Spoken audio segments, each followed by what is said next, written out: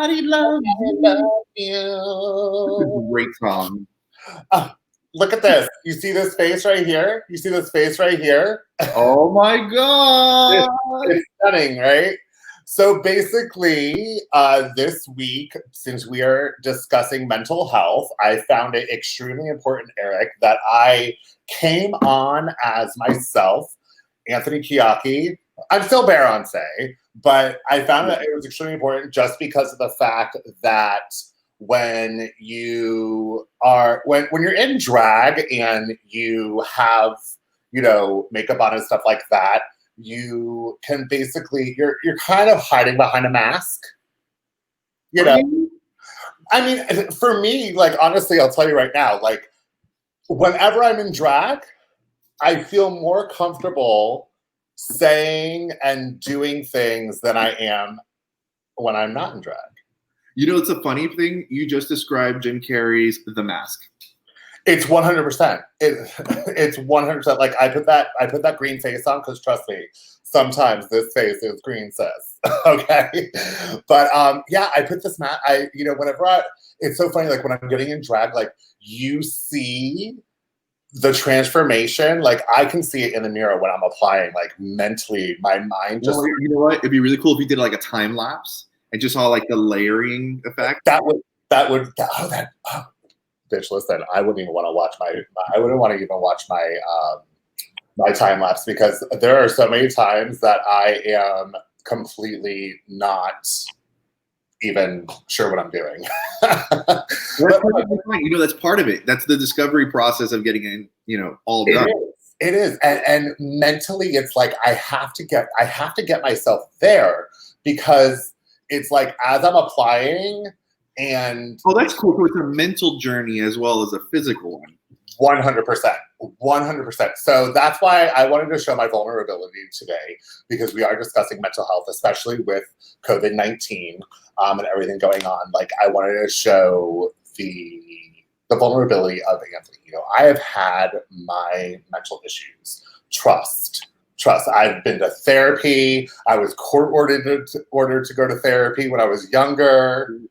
I'm curious now because I wonder if I should ask you a personal question. I don't know if you'll answer it though.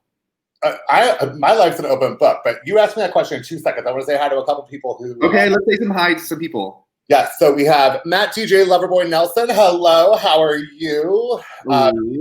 Still gorgeous. Thanks, Boo Boo. Horace says, "Who's that man on the left?" I don't know. I'm still trying to figure out who that man in the mirror is. Hello, Thomas Athan, our friend. Hello, and Brett Athan. How are you guys doing? Enrique Rojas giving us eyes. That's fine. She can give me eyes. I just don't accept her credit card. Just saying. But no, okay, so ask me what question you are wanting to ask.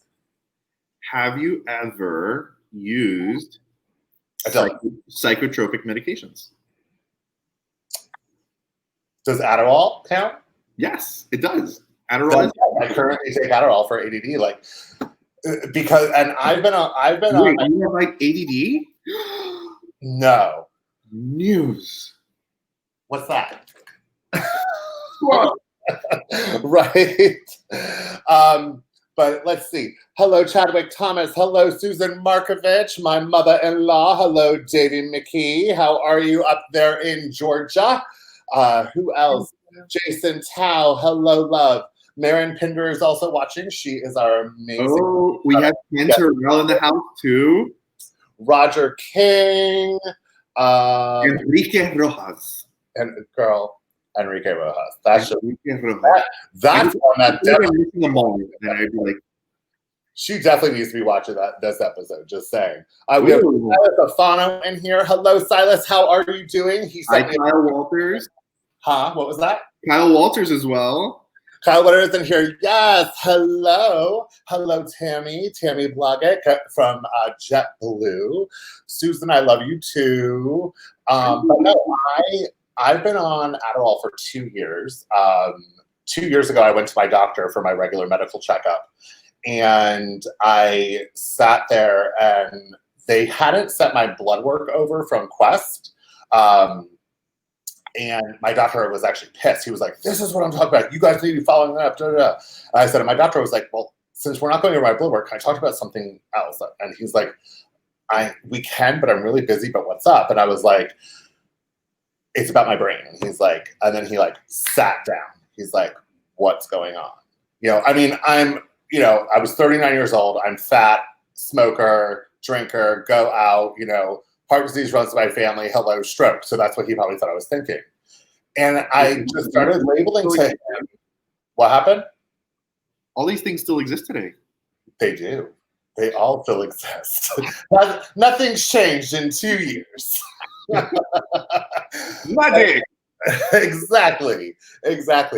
But I started telling him just what I was going through, and he was like, you are a classic case of ADD.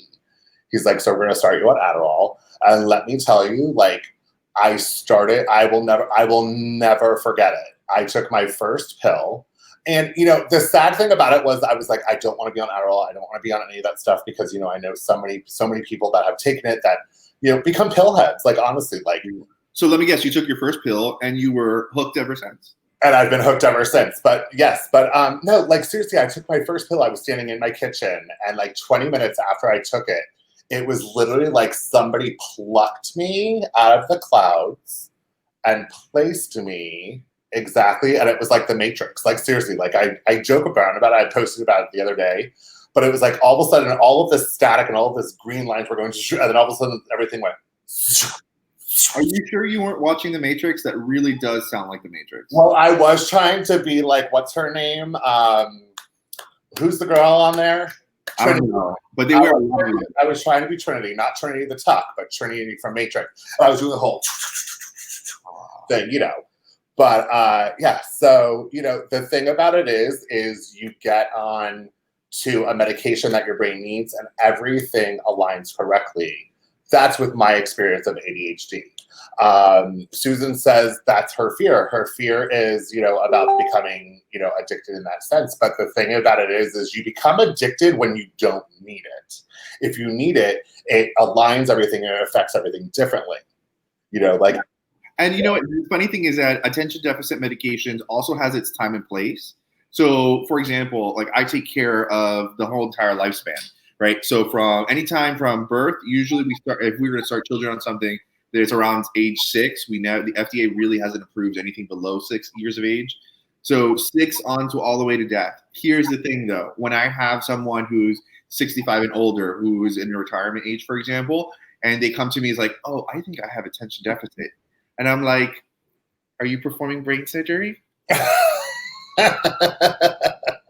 No, you don't need attention deficit to play shuffleboard. Why do you put your heart at risk? There is a risk involved with these medications. Oh, yeah. And that's part of weighing the risks and benefits of them. Exactly. It is. It really is. Some comments that we have. Kyle Mark is super excited to salons open on Monday. Yes, I actually open up Wednesday. Aurora Borealis says, I agree with the ADHD synopsis. Your brain goes quiet for the first time, and you can think one thought at a time for the first time ever when you really need it. And Aurora, you're not lying. Like, literally, like, yeah. And it's so funny because I can tell when my medication wears off, because it's like all of a sudden it's almost like the ghost whisperer. Like, I'm hearing it.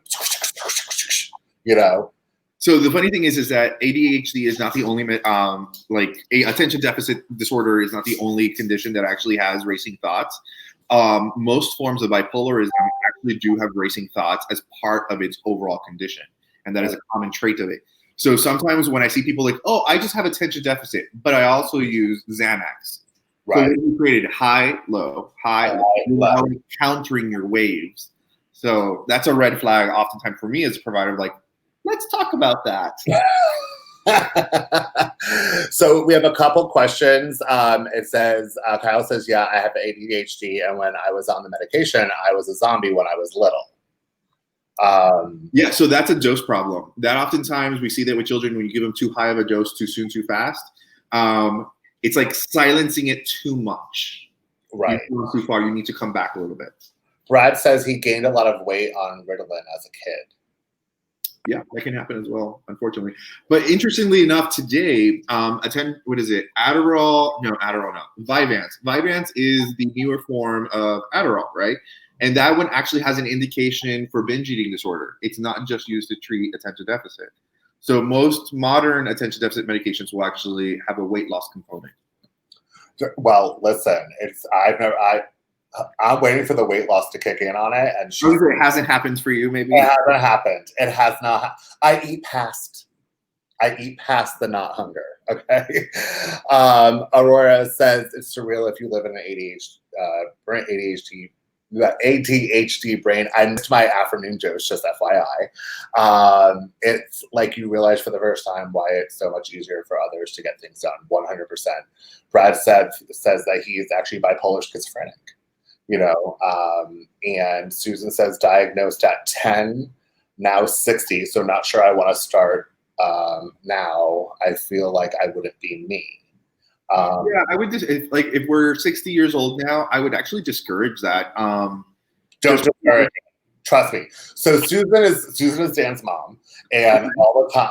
Listen, I love that woman like nobody's business, but like. The other day, we asked her for cheese, and she literally lives 2 houses down the street. Dan sent her a text and was like, hey, do you have any shredded cheese? Because Anthony's making dinner. Right. And she's like, yes. And literally 30 minutes later, I was like, thinking, I'm like, where the hell's my cheese at? And she comes over, and she's like, oh my God. She's like, I totally forgot about it. She's like, I was sitting on the porch, and I totally forgot to bring you the cheese. Here you go. Okay, so this is the part of the conversation. So, is that Alzheimer's or is that ADHD? So 60, that is ADHD. So here's the thing. At this point in time, right, I would say, since obviously there's a quality of life benefit if she didn't have that, and she could probably be more productive and enjoy more things in life like that she may not be enjoying, I would first evaluate cardiac risk. If there's no cardiac risk, then maybe start low and slow and see if there's the benefits we're looking for. Exactly.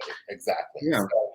So since we're talking about mental health in general, and we're talking about, things, especially during COVID, let's just not make this about ADHD. We can make that another episode, definitely. Ooh, it's another show. But, there's so many things that we don't realize, like warning signs of mental illness, feeling very sad or withdrawn for more than 2 weeks, trying to harm or end one's life or making plans to do so, severe, out-of-control, risk-taking behavior that causes harm to self or others, excessive use of alcohol or drugs, extremely difficult concentrating or staying still. And those are just a few examples, and then when we come over here into mental health care that matters, people who get treatment in a given year, 43% of adults with mental illness, 64% of adults with serious mental illness, 51% of youth 6 to 17 with a mental health condition. But these are some other statistics, and this is from the National Alliance of Mental Health, so these are actual numbers, that I found extremely interesting was the average delay between symptom onset and treatment is 11 years. 11 years. That's scary. And then adults with mental health diagnosis who received treatment for counseling in the past year, 25% are of Asian adults, 31% are of Black adults or person of color, 32% is of adults who report mixed/multiracial, 33% of Hispanic or Latinx adults, 49% of white or Caucasian adults, 49% of lesbian, gay, and bisexual adults. So with these numbers, I would like to actually kind of go over an interesting component there. Those numbers are not real. And I'm just going to debunk that right there. Okay. The reason why they're not real is not because the study was flawed or how they captured the people. The reason it's not real is because if you look back, and you think of stereotypes, right? Which culture is more likely to accept mental illness? Which culture believes mental illness to be demons or spirits or, some random emotional variability that is a part of that culture? And then on the flip side, you see that Anglo-Saxon white people and LGBT people are more likely to accept help. Well, right? I also think it then goes to also a economic status too. True. You look at that too, like, and I'm like, Miss Economic. Karen, Miss Karen, the manager in the back, who barely has a degree, has the job that, the lady next door to her, who is a person of any color, that has had a high degree. And I hate to say this, but the Caucasian person is going to get the job. Like literally, like because of that whole mentality of the type of America that we're in. We And do they have healthcare, and they have. inequality. I'm sorry, what was that? We do have a socioeconomic inequality that affects our ability to access healthcare.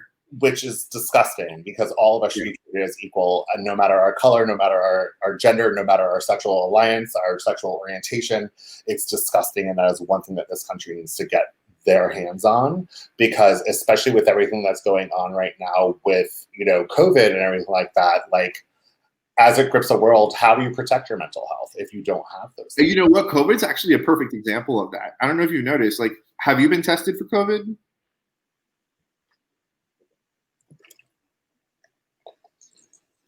I have an idea. Let's do a quick poll. Everyone who's in our group, there's 23 of you in here right now. Write yes or no if you've been tested for COVID. Don't tell me if you're positive or negative. That's your personal business. I want to know. Tell us right now, have you been tested for COVID? No. Dan is a no. There's a guy in here that says Eric is also a no. Let's see. Enrique Rojas, I don't want an applause. I want a yes or a no, man. She's saying the pause me. Susan, no. Thomas, no. Abbott, yes. No. Okay, good for you, Abbott.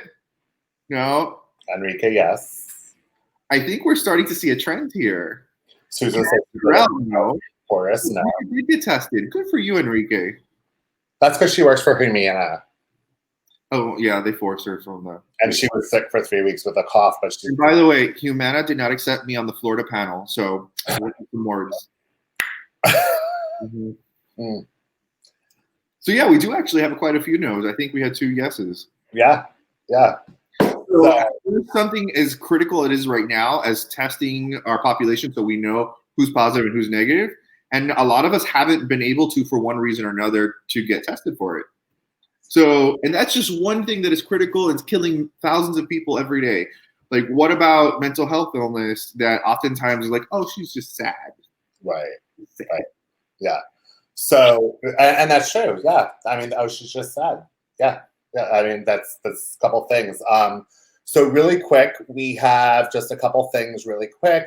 We had a question that I saw that was actually an extremely good question from Chad Abbott. What's the difference between an illness and a condition? We're actually going to bring Marin Pinder in just a minute, and her and Eric are going to discuss that. John Olivani, who is actually the person behind Lake County Pride, which is Danielle Olivani. She's the president of Lake County Pride 2020, and she said, "Thank you for this, Anthony. You are very, very welcome." Isn't the difference DSM/Access? I don't know what that means. DSM. Yeah, I'm not sure. Or if you could just pop that in there. Susan says right? But she would like to. Brad says depression sucks. The feeling alone and no one cares is the worst feeling in the world. Thinking there is no way out and no one wants you. The only option you feel at your lowest is suicide. I personally think that this is all overlooked and discarded so many ways. So what we're going to do is we're going to go ahead and we're going to bring Marin in. Yay!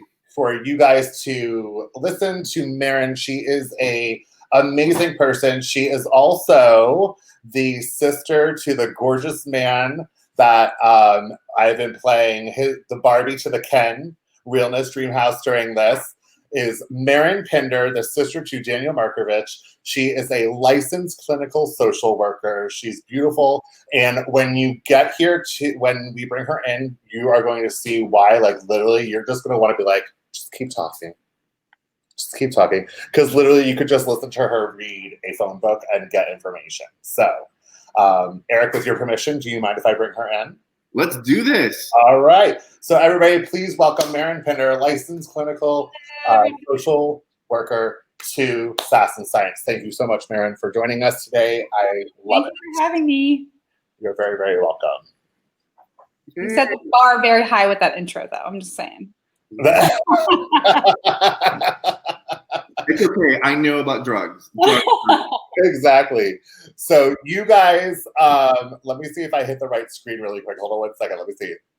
Boom. Nope. Yay! Nope. It's not all about me. It always is, apparently. We're going to make it like this. I'm going to actually remove myself from the screen so that you guys can talk clinical stuff while I sit here and just look pretty. Okay. Love it. Hi, Brad. Oh, I see. Hello, Maren. Hi. Hey. So we're talking about mental health this week, right? It's very important, especially with COVID-19. I mean, I don't know about yourself, but for example, for me, I've been having a lot of emergency visits coming over to Crew Health, and a lot of I find it interesting because the emergency visits I've been having are either borderline personality disorder, bipolarism, bipolar depression, and I've also had on the lower quantity some just generalized depression, anxiety. Mm-hmm. Interestingly, though, and this is what I find interesting, and I've had to have this conversation with most of them, is that when I sit down and I talk to them about, okay, what have you been doing to kind of like uplift yourself, right? Oftentimes like, oh, I'm just playing Animal Farm and watching Netflix, stuffing my face with Oreos, which to be honest, I'm guilty of. If you saw one of our earlier shows, I was totally stuffing my face with Oreos. But do you find that my face with other things, but I won't talk about that. Oh Lord. That's show number 2, by the way. We do a lot of stuffing on this show. Well, I think that we're all guilty of doing those kinds of things and trying to just distract our mind from how we're feeling, or we can kind of get ourselves in a rut. Like, I just feel like crap and I'm just going to sit in my house, lock the door, and binge watch TV all day. And I would say, a certain level of that is fine. We all do that. We all have those days where we're like, I don't want to talk to anyone because if I do, I'm going to yell or I'm going to be grumpy, or I don't have the energy within me to be social. And that is okay to have that every once in a while or have one of those days. I always tell clients it starts to become concerning when that becomes your everyday, where someone is calling you to see how you're doing and you're going, decline. I don't want to talk to them anymore. And that's when we got to kind of know, like we talked about the warning signs, is knowing the warning signs of, okay, is this just a day I'm having, or is this something that I need help with? Actually, that brings us to our conversation that we had earlier before you came on. One of the viewers online asked the difference between a condition or an illness. So since you very eloquently described condition, so just so you know, Abbott, so condition is actually when I just have a slumpy mood. It's that day, it's a one-off, or it's that grumpy week, but next week I'm just right up at it. We're good. Everything's great. And you have your own ebb and flow, right? So that's condition. You have different condition and mood states that come that way. You want to take illness? Yeah, so I would describe illness, or especially if you have like a chronic mental illness, as something that, like it says, it's chronic. It's not going away. It's not a day of binge watching Netflix or getting a little bit more sleep and then you feel good again. It's, no matter what I do, I'm still feeling this way and it's not going away. And, depending on the illness, depends on the amount of time, whether it be something that's diagnosable or not. But typically my, go-to thing would be, is this something, like I said, that's not going away no matter what you do, and is it getting worse? Or is it repeating? So sometimes it's there for a week or so and then it goes away and it comes back. Are you starting to see a pattern in how you're feeling? And that's the tricky part. Oftentimes people don't see this pattern. Veron, and you very perfectly said it. It's just a week or two, and then they kind of flip in and out, and then it's another week or two. And then a year goes by. So notice that earlier, before you came on, Berante put actually a slide with the different, how long it takes for someone to get into care. And the stat, I think, from NAMI was 11 years. So that's quite a lengthy period of time. I find that the reason, from my experience, I don't know about yours, but my experience is that oftentimes they attribute it to like, oh, I just feel sad. They kind of devalue their mood states, and they don't give it the seriousness that it really I guess, should have. Yeah, I see that, and it's very we get dismissive. I think it was Brad. I saw a comment that it's you feel very alone, and no one cares, and that's kind of like what I was like I said before the show we were talking about too. Is so we have this a lot of publicity of it's okay to not be okay. Share your feelings, break this stigma. But then when people share that information with us and they get vulnerable, sometimes we get uncomfortable, or we're like, oh, I wanted you to share that, but I don't know how to respond. I don't know what to say. And that can sometimes further isolate us when we share something with someone, when we get vulnerable with someone and they kind of shy away or they dismiss our feelings of it's okay, you'll get over it, or don't worry, just look at the good things you have, be grateful for this. It really invalidates how we feel, and then sometimes we end up not sharing again, or we feel even more alone. Yeah. And I'm going to be honest, like for me, I have to, like, I don't know about yourself, but as a healthcare provider, I kind of get worried about, am I also being dismissive in some ways? Because like for now, like example with COVID, I tell people, get outside, get some vitamin D exposure from the sun, breathe some fresh air, maybe 6 feet away from someone, but go out and get some fresh air. We live in Florida, for God's sakes, There's lots of wonderful nature to go outside or do something or have discussions with other people. So on the sense of like just things that you guys were just talking about, because I have been sitting here listening, like these are just some of the things, like take care of your mental health when social distancing, get fresh air and take regular breaks.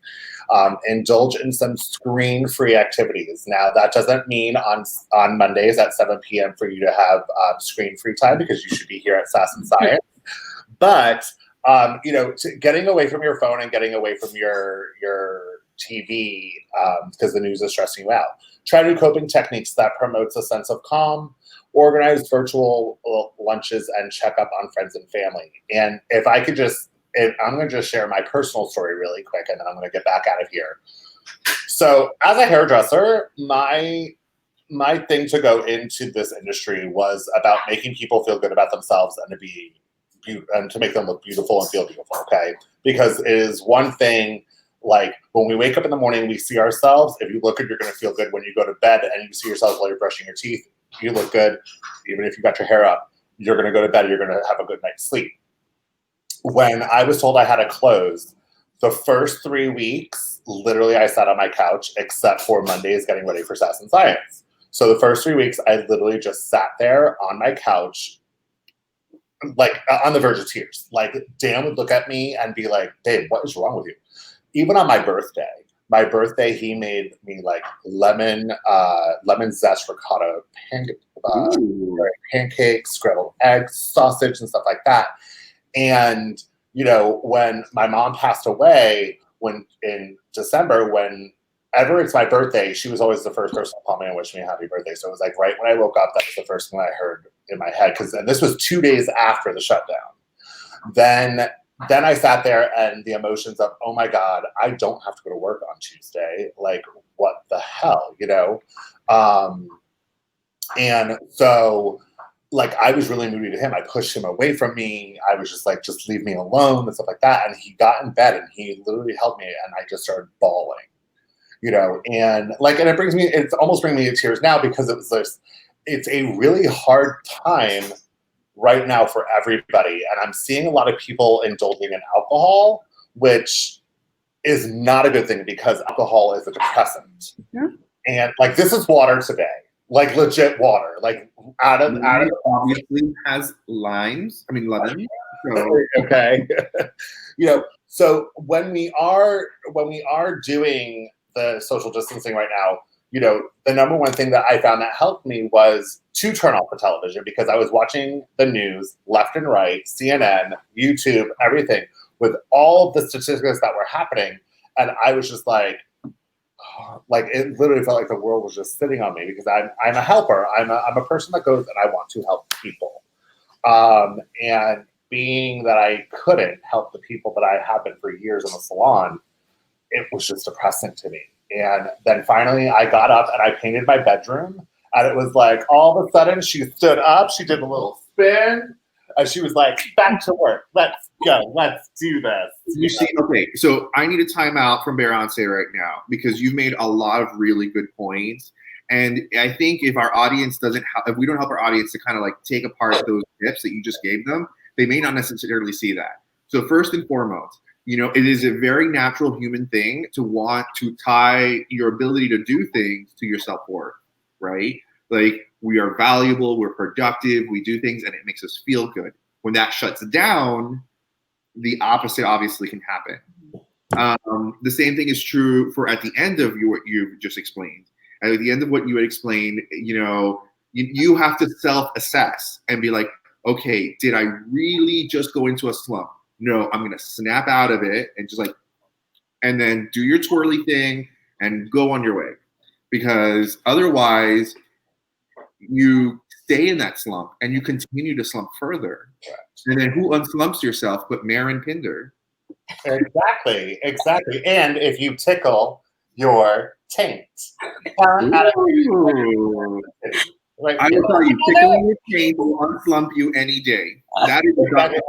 I got this off of dragqueennetwork.com. I got this off of theirs. I absolutely love this shirt. I'm like, it's everything. But yeah, no, but you're correct. Like, do something productive, get out of it, talk to somebody and speak to somebody. And something else, Anthony, that you said was, you just kind of went in your room and you cried and Daniel held you there. And that is really important. You have to get through those feelings in order to get out of the slump. I was describing it to my mom the other day that it's like, we talk about getting over it and getting, trying to be happy, get over this depression and just be happy and trying to do all these things to make us feel that way. And they're great. We do want to get out and exercise and talk to people and get our hair done and feel good about ourselves. Those are all great ways to cope. But, a caveat to that is we also have to get through our feeling and own it and say, I feel like shit. I feel horrible. I hate this. I feel worthless. And actually say the words out loud. If you're not even saying it to someone, it's just speaking it, not thinking it, but verbalizing it, putting words to it, helps you own that and helps you get through it. We try to avoid it and say, I'm not depressed, I'm not sad, I'm not, this isn't going to affect me, I'm okay. But what we really need to say, if we want to own our narrative and own our story, that's something Brene Brown says. Everyone look up Brene Brown. She's amazing. Own that narrative. You have to own it. And part of that is voicing those feelings and being vulnerable and saying, I can't do this. I need to call someone. I need help. I'm going to cry and just let those feelings out. And I'm going to ask you this question as you are, a licensed clinical social worker, like, me personally, and that I always come in with a smile. And I'm always like trying to be the life of the party. And I'm always the people pleaser. I'm like, what can I do for you? Where can we go? Da, da, da, da, da, da.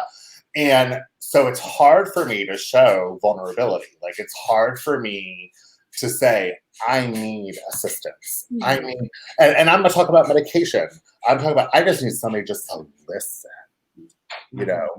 And so, like, for somebody that is like me, what do you feel as somebody that deals with mental health? What is the first step of breaking that? I think that's an issue that all of us have, and probably the majority of people I see, whether it's depression or marital issues or anxiety, it all boils down to, for me, how we communicate. How do we communicate our needs? And how do we share that and kind of be vulnerable with people? And so really it takes, the first step, I always say, is being open and honest with yourself. So if you're not to a place where, or you're somebody that has a really hard time asking for help or saying, just even talking about your negative feelings of saying, I don't like calling them negative feelings, but, saying you're sad or you're upset today. Start. Oh my God, I love what you are saying. Because oftentimes we get I think emotional vocabulary is something that we talk about. And I don't know if that's where you're going with this, but I definitely see that people maybe like Anthony come to people like us and they may not understand completely what's going on with them, but they may start to use like fundamental words like mad, glad, afraid, sad, like these kind of like 3-letter words that can essentially start to help to at least etch and begin to like describe how they're internally feeling. I always start people, I always say, and it sounds simplistic, but starting out by keeping track of your mood and writing it down, not just thinking it in your mind, but writing it down on paper and saying, today I feel this way. Now I feel this way. And putting that vocabulary on paper. And then get to a point where you can share it with someone, share it with someone who, deserves to hear it, whether it's a mental health professional that you have rapport with or your partner or your mom or someone, but make sure it's somebody that, deserves to hear that and will appreciate it and be someone that you're able to confide in.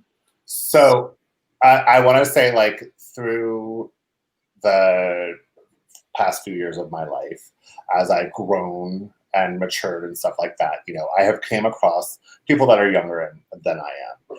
And like, for some reason, I guess it's because I have like this whole like daddy look when I'm not dressed like mommy. I was waiting for it. I knew it was coming. But it's like people will come and they'll talk to me and stuff like that. And I'm like, some of the best things that you can do is to literally go and literally write down how you're feeling. Like, write down how you're feeling and then verbalize them and say it out loud.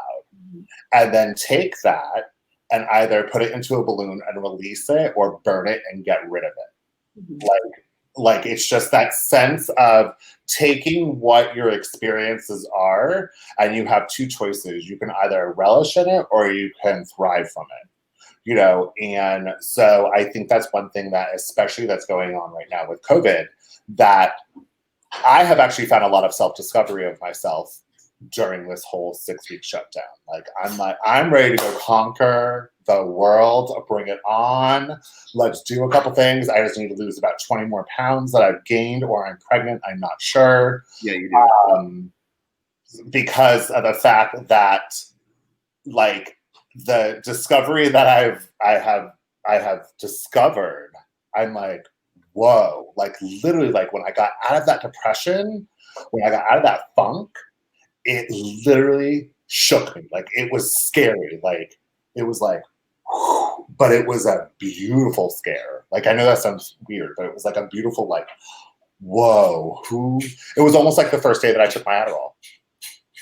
I'm happy that you're describing that, because oftentimes, maybe a lot of the people in our audience, I know that I can personally relate to that.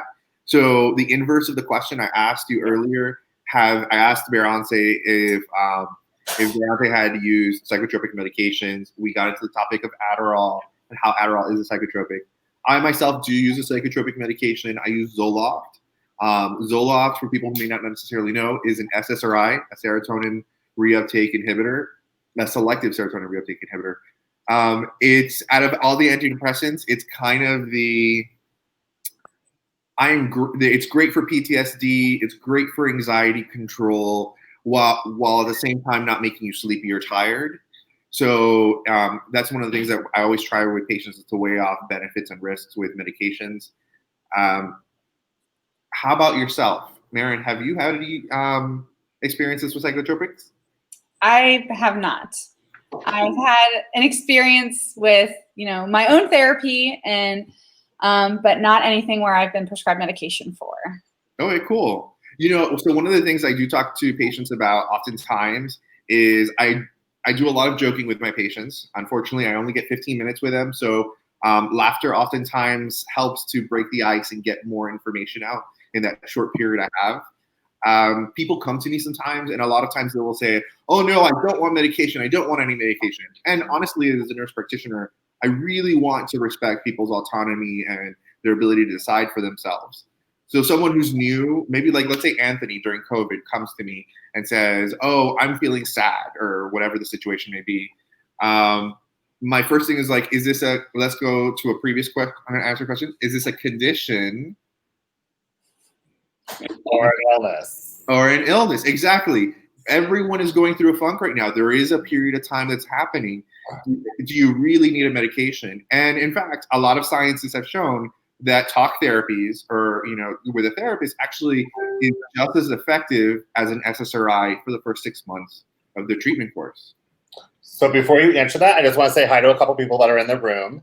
Yeah. Winnie Carnott, hello. Zach Kearns, how are you? Zach Kearns is a bearded sister from Canada, Beardress. John Porco, hello, John Porco. My roommate, I will be home tomorrow, so make sure the house is exactly the way I left it. Miguel Valdez here in Tampa, gotta absolutely love him. He is a sweetheart. He can sing the house down too.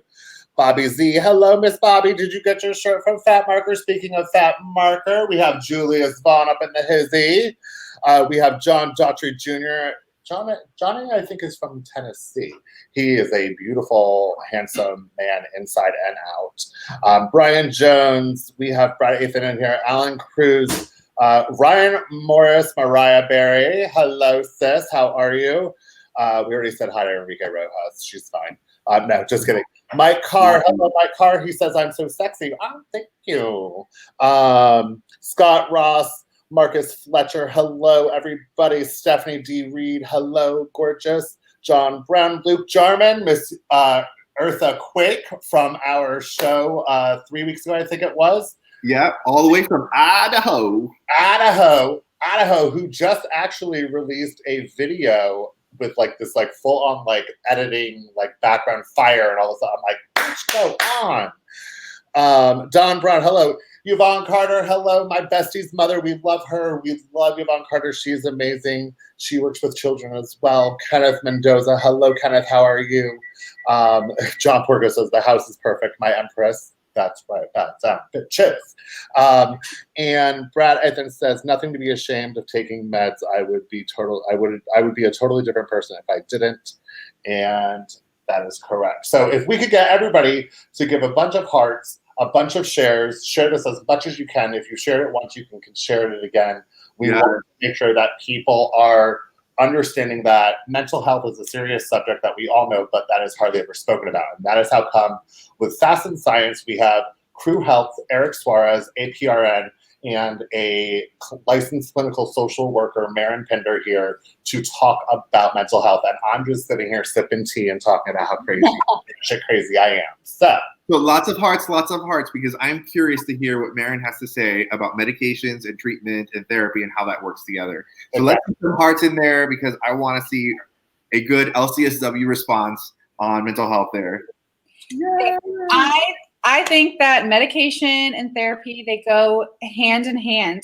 When I see a client, I get the same response sometimes of, I'm feeling depressed, but I don't want to be on any medication. And I always describe to them, listen, I'm going to get to know you first. We're going to kind of track what's going on and how you're feeling. But if this is something that, warrants medication, I'm going to let you know that too.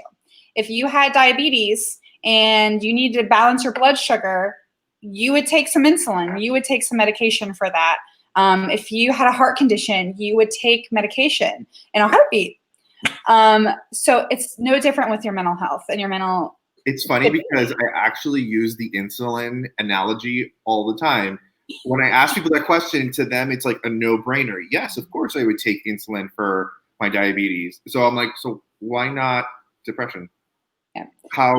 Why would you devalue one but not the other? Yes. And I think I'm not sure why. It's maybe that, a doctor can, look and say, okay, here's your EKG that we saw, or here's your, blood sugar levels, where when we're assessing for mental health, there's a little bit more ambiguity there. It's kind of a spectrum. People can describe their depression in many different ways and get through it in many different ways. But I think that medication is definitely important for a lot of people.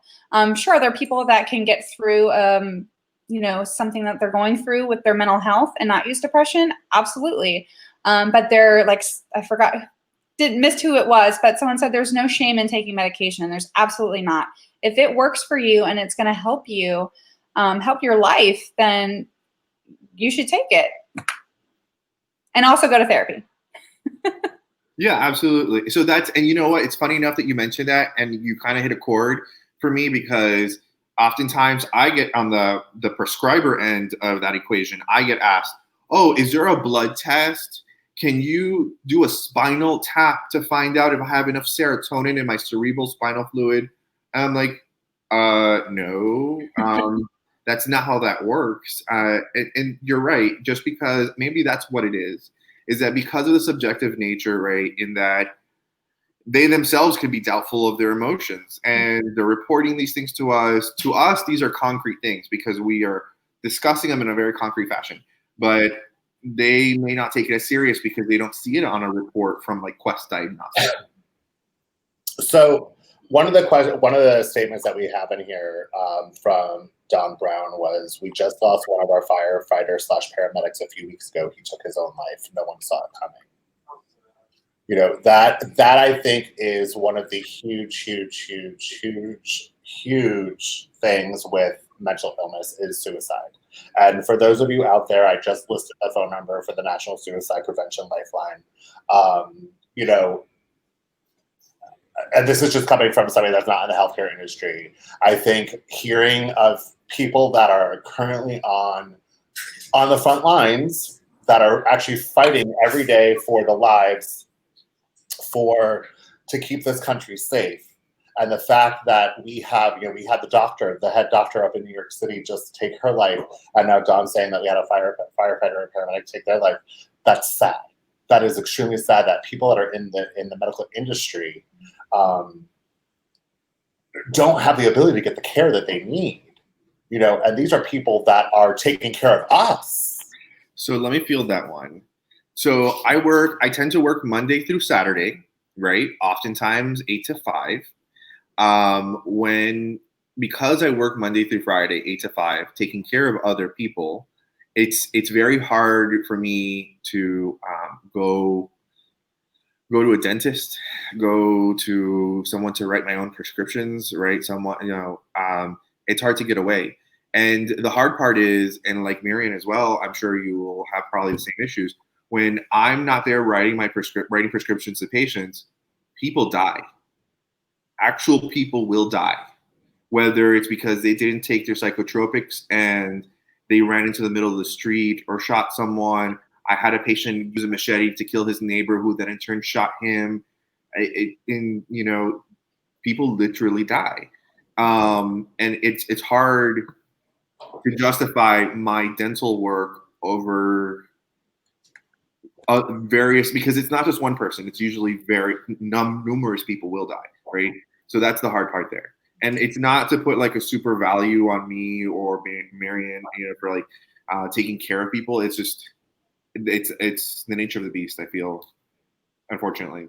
So basically, you're saying our weekly sessions is me giving you free therapy, kind of like, because No, you got it. I was like, how do I fit therapy in here? And if I ever offer you a piece of gum, that means for you to go flush your teeth because your breath stinks. I wouldn't be surprised that I get a bill from Beyoncé. It's like session on 5/9. Eric, something that I do tell people, and I could probably take the same advice myself, because I say a lot of things and then I'm like, oh, I should probably do that too. But what I tell people is you can't pour from an empty cup. So if you're not taking care of yourself, you're not going to be able to take care of your clients. That's a good one. You do need to set those boundaries and say, I have a day or once a month or somewhere, even if it's 15 minutes, where it is for you. Because you are such of a value, you are an asset, and you are important, and you do save lives. So you need to make sure that cup is full and you're on your A game. So you heard it from her, everyone. Every Monday at 7 here on Saturday Time, we will be doing therapy together. But another interesting thing I heard, I think I've read it in one of my, from Brene Brown, is when it comes to people in the medical field, our military, our law enforcement officers, she points out that the very thing that makes them so capable of being in those traumatic situations is the same thing that increases their likelihood of committing suicide, because they have to, compartmentalize what's happening. They can't feel it. They can't share how they feel. They got to suck that up, and they have to, be in that high stress situation. And they learn to do that, at home too. And it affects them. And it's very important for them, or us, everyone, to advocate for, again, their mental health, especially. Yeah, I can tell you from like crisis situations where I'm like almost like a robot. I don't even think. I know that I can save this person's life by doing X, Y, Z, and I'm going to do it to the best of my ability, and nothing else exists but this one thing I'm going to do to the best of my ability to bring this person back. And so everything else just fades away. And I think that's part of the compartmentalizing of the mind. Yeah. So we have a question from Eartha Quay. Can going on and off medication for depression have negative effects? His ignorant question of the day. There is no ignorant question ever. So never ever think that that's an ignorant question. Except for today. No, just kidding. Right, Eartha, I need you to go look that up. No, just kidding. Don't make some cops for a girl. Exactly. So is there negative effects of going on and off to medication for depression? Did you want me to answer that? I thought you were going to answer that. I want to see what you think first. Yeah. Oh, I think that there is, yes. And how you go off of it and on it, it can affect your mood, especially if you're depressed. If you're not feeling like the medication is right for you, just completely stopping it, especially psychotropic medications, can have an impact on you. And correct me if I'm wrong, psychotropic medications that you just kind of stop, if you do that, sometimes it can affect the way you respond to it the next time you get back on it. Is that correct? Yep, absolutely. And in fact, forget about the next time, because your health can drastically change. There are medications that I love and don't love so much, right, for various reasons.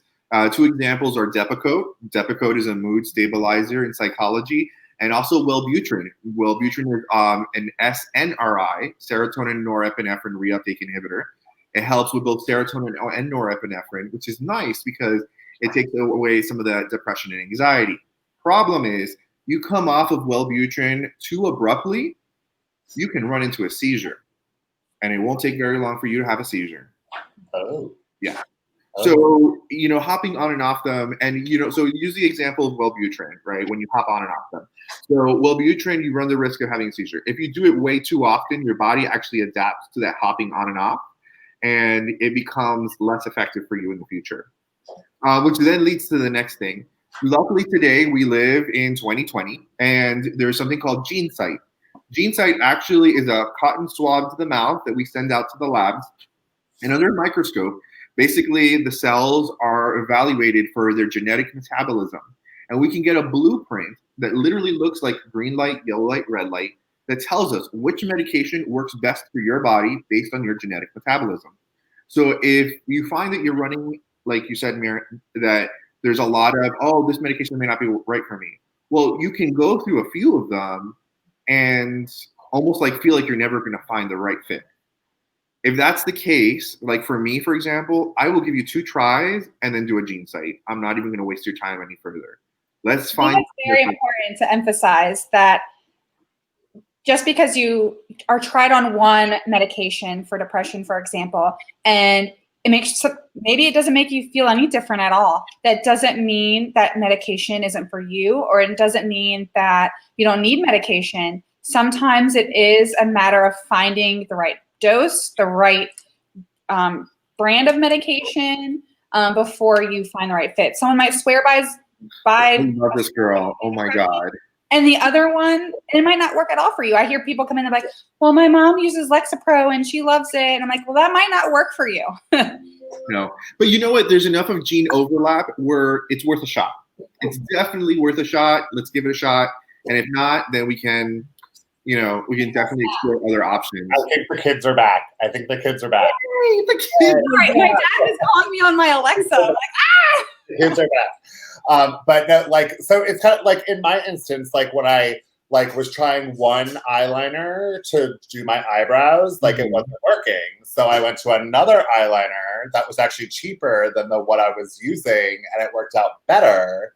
And then when I went for my highlight, so it's like I had to try different makeups and cosmeticals so that I could get the look of Beyonce, even though she's not here today. But no, it's the truth. Like seriously, like you try these different medications, and just because one doesn't work for you doesn't mean that none of Now, Beyonce, imagine that you can cotton swab your cheeks. Oh, I thought you were going to say something else. Well, that too. Imagine if you cotton swab your cheeks, send it to a lab, and then you just got a nice little report blueprint handed to you that says this eyeliner, this foundation, and so you kind of broke down the guessing game instead of having to try Bobbi Brown versus MAC versus, Clarin or whatever. Right. So let's say hi to a couple people really quick before we get going, because I know that the kids are there and Marin's got to get going as well. So we have here. Hello, Inertia Summers, darling. Hello, darling. Mike Carr says with high unemployment, yes, there is a rise in depression right now, but we also have to remember that money does not buy happiness. It's about having the support system next to you that is able to keep you lifted up. Arabella McQueen, hello sis, how are you doing? Aaron Bailey, Santa Marina, hello, how are you? Joe Troller, hello Joe, I got your phone call. I'm sorry, I will call you back tomorrow, I promise. Carlos Saldana Feliciano, hola mami, love him. He's part of, remember our last thing I was talking about Ty Hamilton, the Mean Girls. Carlos is one of the three, but we love him. Enrique, who else is in here? Chateau Stokes, hello, how are you? Enrique again? Enrique is always on. Again. Ray Martinez, hello. Rusty Thornton, hello.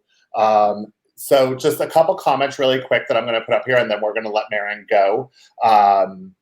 So Michelle says, every episode of Sass and Science is something that really informs and touches everyone. Thank you, Enrique. I hope you continue to watch if you have time, because actually, and Enrique said this is actually the first one that he's fully watched fully through. Oh, cool. So he said, and it's just important information. Horace said when he tried getting off of Paxil on his own, he was showing signs of seizures. So that's titrating off is so important. Mike Carr says, any advice for people who are losing their healthcare due to high volume of growing unemployment? Medication can become unaffordable with loss of income and insurance coverage. Obviously, he doesn't go to Crew Health because we would have just taken care of it. Duh. So here's the thing, Mike Carr is Crew Health is able to help you out if you need assistance, and if you are not in the state of Florida, you guys do teleservices. So. Yeah, we have teleservices, and actually medication management is one of the can be handled through teleservices. And oftentimes these days, because of COVID-19, that's the way that everyone is doing it right now. Exactly. And Don Brown says, I know for myself, after a bad shift at the fire department, I come home, take a lava hot shower. That's bad for your skin, Don. Just saying. Make sure you put some moisturizers on. I think that was 2 Sass and Sciences back. We were talking about hot showers is not good for your hair and your skin. But no, to get the muscles relaxed, yes, but make sure that you do a cool rinse to lock in the oils. Put on some heavy metal and play Doom or Halo. Either that or meet up with some law enforcement / military friends and have a range day. Hey, I would meet up with the law enforcement and military friends, just saying, gotta love a man in uniform. Only if I'm allowed to get dressed up in law enforcement gear, I will go. Absolutely. After that, if necessary, I will talk with my BFFs if my emotions are still going strong. Absolutely. And he says, thank you for doing these episodes. You are more than welcome. Enrique says Crew Health. And he actually linked your Facebook page. So yes. Ooh. So thank you, Enrique. Thank you so much. Thank you so much. Thank you so much, Enrique. Thank you for everybody that joined us. Mike Carr, please reach out to Crew Health if you know anybody or if yourself is needing assistance. They are a loving, caring company that is there and will put you in the correct direction. They are based out of here, Orlando. They are the number 1 and 2 searched for PrEP, as well as trans care. So it's just not medical practices on mental health. They actually cover everything from everywhere. Marin, I would just like to thank you so much. I know I said 10 to 15 minutes, and you've been with us for almost an hour and 20. Thank you for having me. I love it. Awesome. She has to come back on the show again. Yeah, we definitely have to do another one. I'd love to. Anytime. Maybe she can help us talk about vaginas in the future. Oh, Lord. Yeah. Again, how does one snap back after giving birth to 3 children? Oh. That will be a whole other show. Okay. Vagiplasty for sure. And I just say Kegels, or I just do my angles. You know what I mean? Ooh. So, Marin, thank you so much for joining us today. Thank you. Thank you so much. I'm going to kick you out of here so Eric and I can get going and let everybody get back to their lives. But thank you again so much. I cannot wait till we can come up and see you guys after all of this. And let us know if May 23rd is still a go or no. You know, who knows? 2 weeks from now, all the 4 horsemen could be outside, and you know. You never know. You don't know. Bobby says, yes, Miss Marin, yes. Mar says, thank you. Thank you. Don Brown says, thank you. Brad Athan says, bye, darlings. She also suggests I will start using cold water after a hot shower, Anthony. Good job, because when I see you in October at Gay Days, I'm going to test that skin and see if you've lied or not. I'm going to start doing that too. I didn't know. Megan says, hi, Marin. Hi, Anthony. Hey, Megan. Hey. Oh, my God. Could you imagine Marin at Gay Days with us? Oh, absolutely. Oh, listen. Just let me know. I need a babysitter. I feel just a little tea about this one right here, okay? Oh, Lord. What are you going to say? So Amelia's a year old. So 2 years ago for her birthday, for Marin's birthday, not Amelia's, we got tore up from the floor up. And then here's the best thing is the first year, so I met Dan in July. I met Marin in August for her birthday. Susan was watching Gavin, which is now the middle child. And he actually they couldn't get him to sleep, and he fell asleep on my chest. Like, okay, yeah. But then the following May for Cinco de Mayo, remember we went to Red Mesa Cantina? I remember. And Marin was walking around with a mariachi cutout on her face. Like, hello, everybody. Hola, hola. People were like, who is this crazy white bitch? Yeah. When I'm drunk, I get too nice, and then it's like annoyingly nice, and people want to fight me. It's not good. It was so fun. And she's like, oh my God, let's go to McDillan's. Let's go. So like, I called Dan. I'm like, babe, come pick me up. And I'm like, oh, your brother just texted me and said he was on his way. I gotta go. You're cruel, Anthony. You're cruel. Oh no. So yes, Marin at Gay Days would be everything. Everything. Because like seriously, like she would be like the mom, but the party girl at the same time. She'd be like, I see you guys are having sex over there. I hope you're using a condom, but keep on doing it. Looks good. Oh my God. Like the mom from Mean Girls. Oh, she's a cool mom. Oh, I have a coffee cup that says I'm not a regular mom. I'm a cool mom. She's not. Megan says when Marin and I are together, it's literally Mary Poppins overload. And Dawn says she needs to come to Gay Days. Dawn is one of the sold. One of the security and the EMT. And he basically is one of the team that covers everything at Gay Days to make sure that everybody stays safe. But no, thank you so much, Marin, for coming on today. I loved that you were here. I'm sorry that we took you for longer than 20 minutes. But, that's fine. I got a dog conversation with my children. It's all right. That's So thank you so much. Thank you for having me. It was great. You're welcome. Bye. Bye. All right. So, Eric, I think that was actually a wonderful, absolutely stunning episode of Sass and Science this week. Like, I was my favorite. I think we went over a lot of good topics. We, opened maybe a lot of hearts and minds to mental health and how it affects all of us. Absolutely. Absolutely. You know, and I might get persecuted for what I'm about to say, like whatever. Do it.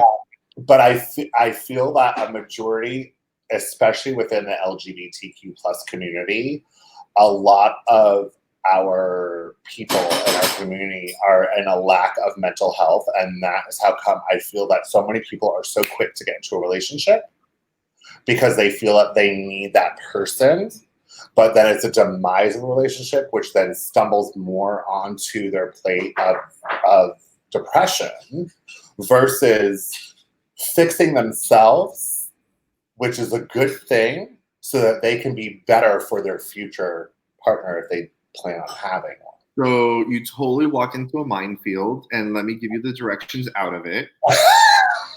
So I disagree with you. Okay. And let me tell you why I disagree. I disagree because the reality is that sometimes when we date other people, even if it's for the wrong reasons, it helps us to better discover who we are and what we're missing and what we need. Maybe even discover more about ourselves that we could have never found any other way. So maybe that's part of their particular process. You know, I know for me, I learned a lot about myself during dating. Oh, absolutely. Finding yourself, a relationship could definitely assist that. Like, definitely. But I'm talking about like hardcore depression. Like, No. Like when you're in hardcore depression, I feel that people, they latch out to go and find somebody, and they think that being alone is what is the depressing thing. What it's not, it's actually there just has to be a balance of actually being truth to yourself. It's not having somebody else that's going to make you truth to yourself.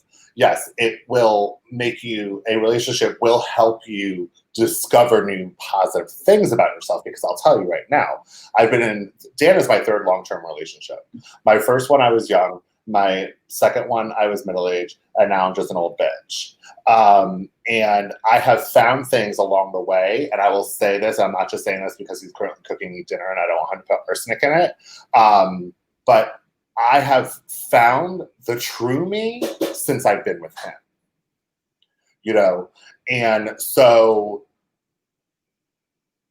and that was because my middle relationship, I came from depression of my first one, and I thought I found happiness, and then I went back into a depression when that one broke up.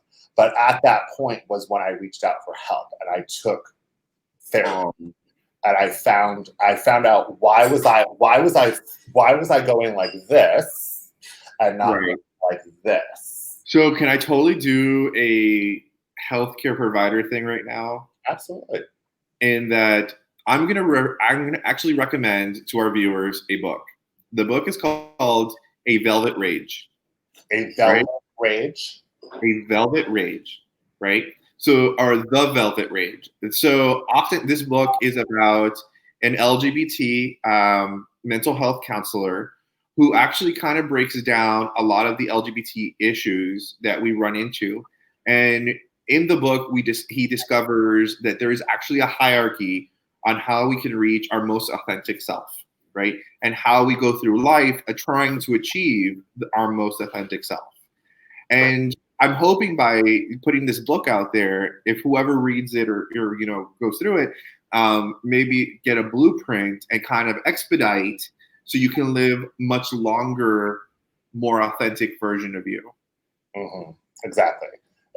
So I'm going to look into that book. I don't read, but I do a book on audio, so I'm going to download it. I think if you start reading this and you realize there's a lot of us, and when I say us, I mean like LGBT, the rainbow family, as you know, you'll find, oh wow, there's a little bit of me in that character. There's a little bit of me in that story, and you'll just stay hooked, and you'll read through the whole thing, and you'll see the message of how to become more authentic people. Okay, all right. So I'm going to check it out. I'm going to check it out because you recommended it. Because like, honestly, I'll tell you right now that since we started these, I have become so informed with so much information. It's not even funny. I just do want to put a couple numbers out there that if you are looking for somebody to speak to about mental health illness and you do not turn to Crew Health, which I highly, highly recommend, you can always contact the National Alliance or Mental Health or NAMI at 1-800-950-6264. If you are having thoughts of taking your own life, you are worth being here. So please stay here and do not do that. You are here for a reason, and what that reason is, you may not ever know, but we will know because we deserve you to be in our lives. But if you are having those thoughts and you are not able to reach out to a medical provider, please contact the National Suicide Prevention Lifeline at 1-800-273-8255. The last one is another extremely important one, especially during this time where we are quarantined and we are self-quarantined and people are not able to reach out like they used to. If you are in a domestic violence, abusive relationship, whatever it be, whether it is physical, whether it is mental, whether it is emotional, know that you do have the ability to get out of it. You are not stuck. And the hotline is 1-800-799-SAFE or 7233. So if you are watching this and you feel that you are needed any of these, please write these down or go back and watch them in your privacy and reach out to somebody because you are not alone. So, no. Thank you to everybody out there. I'm sorry? We are never alone. We are never alone. We are never alone. So thank you to everybody that joined us, that shared this video, that gave us a bunch of hearts. We will be back next Monday at 7 p.m. That's Monday the 18th. We have a fantastic subject coming up. I'm not going to tell you guys what it is. You guys are going to have to wait for it to be launched. But let's just say it's very interesting, and it is the beginning of what was about to come up soon. Let's just say. So, yes, so I am Beyoncé Bear, your National Bearded Empress Emeritus Pense, the Sass of... I am Eric Suarez, the nurse practitioner of Crew Health, the science of Sass and Science. We bid you a good night, we bid you a good day, and we wish you blessings. And remember, if you ever feel you're alone, you are not alone. There is a phone call away or somebody right next door to you. Thank you so much for joining us. Have a fantastic, fantastic evening. And until next Monday at 7 p.m. right here live on Facebook, we will catch you then. Bye, guys. Be safe.